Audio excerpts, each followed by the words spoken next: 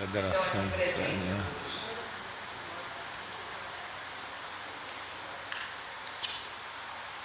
Bom dia, companheiros e companheiras. Quero cumprimentar a deputada Maria do Carmo pela iniciativa e agora conduzindo a mesa, presidindo a mesa, merecidamente. Em nome dela, cumprimentar todos os políticos e parlamentares, prefeitos que estão aqui presentes. Eu quero cumprimentar a Lula, grande companheira de Zezé, quase 50 anos de casamento, de vida conjunta. Em nome dela, cumprimentar os filhos, os netos, os familiares, todos aqui presentes. Mas eu também quero fazer um cumprimento especial à dona Jane, mãe de Zezé, porque é duro o filho ir antes da gente, é muito duro. E a senhora está tendo uma força muito grande. Eu espero que continue tendo essa força. Recebi hoje o seu livro e li alguns versos, tive o prazer de ler alguns versos, adorei. Depois eu gostaria que a senhora me desse autógrafo. A deputada fez um histórico, quase uma pesquisa sobre a vida de Zezé, o que sintetiza bastante o que Zezé representou.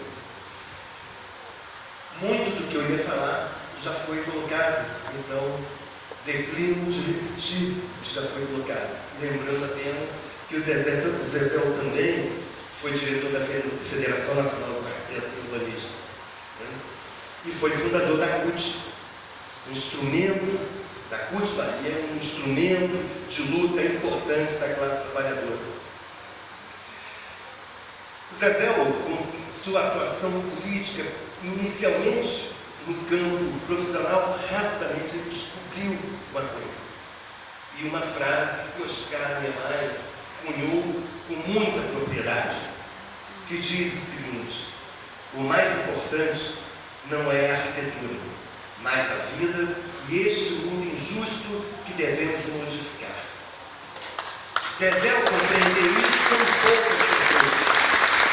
Daí a sua atuação no campo da política, da reforma urbana, da educação, da cultura, dos direitos sociais e também, obviamente, com alguma importante atuação no campo da profissão que ele abraçou e que tanto fez por ela. E nesse sentido, foi um dos grandes baluartes, um dos grandes defensores da criação do Conselho de Arquitetura e Urbanismo do Brasil. Foi a luta que Zezé pegou pelo braço e falou: essa luta é uma luta justa porque ela traz autonomia para uma categoria profissional que tem muito a dar e a contribuir para este país, não só no campo das construções e dos projetos, mas principalmente na área do planejamento urbano, né? Na área onde conseguimos afetar e interferir na vida das pessoas, na qualidade de vida das pessoas. Um grande desejo do Zezé era fazer a discussão das questões urbanas, porque ele entendia que essa discussão das grandes políticas públicas era uma discussão importante que poderia trazer benefícios para toda a sociedade brasileira. E nesse sentido, ele foi também eleito pela Federação Nacional dos Arquitetos e Urbanistas como membro titular do Conselho Nacional das Cidades. Lamentavelmente não pôde assumir, porque ele também foi eleito aqui para o Tribunal de Contas do Estado da Bahia.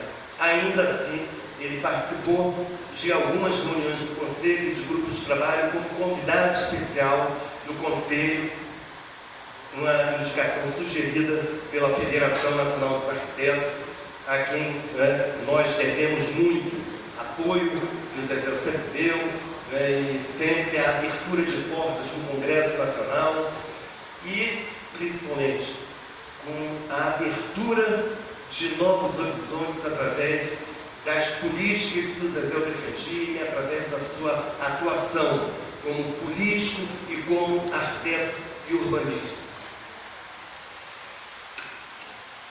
Esse plenário já fez uma homenagem ao Zezéu. Eu considero uma grande homenagem quando o elegeu para o Tribunal de Contas do Estado da Bahia. Hoje presta uma segunda grande homenagem ao Zezéu, que é a concessão da comenda 2 de julho, a mais importante homenagem dessa Casa Legislativa. E eu aqui faço um apelo para que esta Casa também abrace uma terceira grande homenagem ao Zezéu Ribeiro, como homem importante na história da Bahia, um homem importante no cenário político brasileiro, que é abraçar a causa do abaixo-assinado de iniciativa popular, que tem por objetivo dar ao Zezéu Ribeiro e ao Milton Santos, né, nomes às linhas azul e vermelha, que são importantes estruturas viárias aqui de Salvador. Muito bem.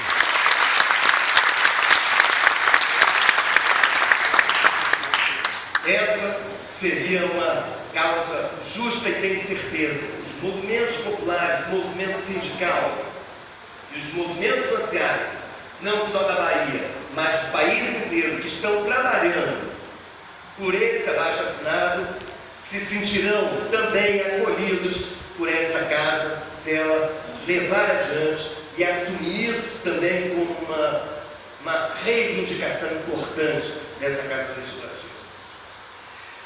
Eu gostaria de finalizar, porque temos muitos oradores ainda, e pouco tempo, citando William Wallace.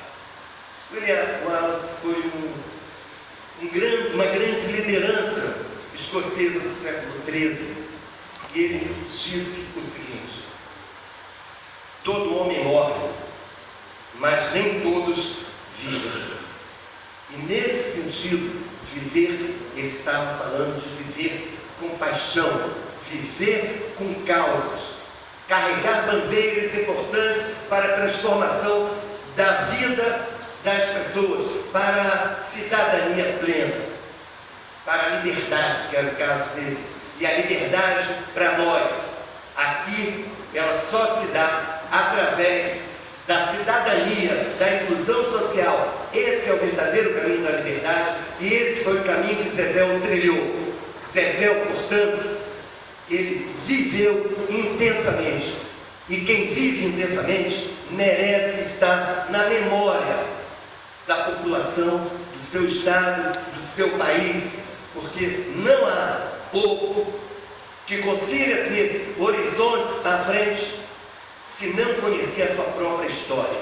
Zezéu faz parte da história da Bahia, Zezéu faz parte da história do Brasil, Zezéu vive no coração e na mente de cada um de nós. Muito obrigado.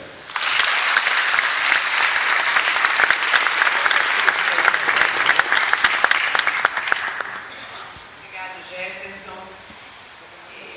Queria justificar que nós não propusemos, assinamos, estamos nessa mesma luta para que essas duas importantes vias para a cidade, que modificam de fato essa cidade de Salvador, possam ter o nome, ser homenageado Zezéu, duas figuras tão importantes quanto Zezéu e o professor Milton Santos, mas me parece que quem coloca nome nas avenidas seria a Câmara de Vereadores. Então, portanto, a proposta teria que ser o abaixo-assinado para que seja realizado isso, e aqui tem o vereador Arthur Lessa, estava aqui, acho que ele pode ser o grande defensor, inclusive, desse projeto nosso na Câmara de Vereadores, para que essa homenagem tão As vias são significativa seja metropolitanas. realizada e o nome seja aí